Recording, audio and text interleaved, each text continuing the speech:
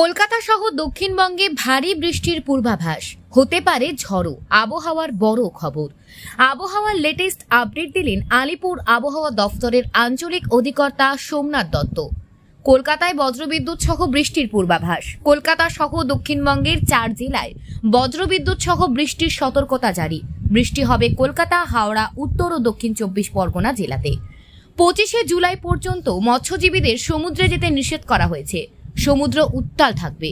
সর্বোচ্চ 65 কিলোমিটার পর্যন্ত গতিবেগ থাকবে ঝড়ো হাওয়ার। উত্তর পশ্চিম মধ্য বঙ্গোপসাগরে মৎস্যজীবীদের প্রবেশ নিষিদ্ধ করেছে মৌসুম ভবন। যদিও আবহাওয়া দপ্তরের আঞ্চলিক অধিকর্তা কোনো সতর্কবার্তা নেই বলে জানিয়েছেন। আগামী কয়েকদিন দক্ষিণবঙ্গ এবং উত্তরবঙ্গে বৃষ্টি চলবে। মৌসুমী অক্ষরেখার অনুকূল অবস্থানের কারণে বঙ্গোপসাগর থেকে প্রচুর জলীয় বাষ্প ঢুকবে আর তার প্রভাবে বৃষ্টি চলবে রাজ্যে। কলকাতা সহ দক্ষিণবঙ্গের সব জেলাতেই সোম ও মঙ্গলবার বজ্রবিদ্যুৎ সহ হালকা থেকে মাঝারি বৃষ্টি হতে পারে। পশ্চিম মেদিনীপুর ও ঝাড়গ্রামে সোমবার ভারী বৃষ্টির সতর্কতা। আগামীকাল ভারী বৃষ্টির সতর্কতা থাকবে পূর্ব মেদিনীপুর, পশ্চিম মেদিনীপুর, হুগলি এবং পূর্ব বর্ধমানে। পূর্ব মেদিনীপুরে ভারী বৃষ্টি চলবে বুধবারেও। উত্তরবঙ্গে আগামী 24 ঘন্টায় কালিম্পং, জলপাইগুড়ি এবং মঙ্গলবার ভারী বৃষ্টি হবে কালিম্পং ও আলিপুরদুয়ারে।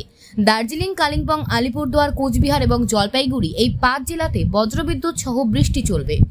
আগামী 24 থেকে 48 ঘন্টা মালদহ ও 2 দিনাজপুরে বৃষ্টির সম্ভাবনা রয়েছে।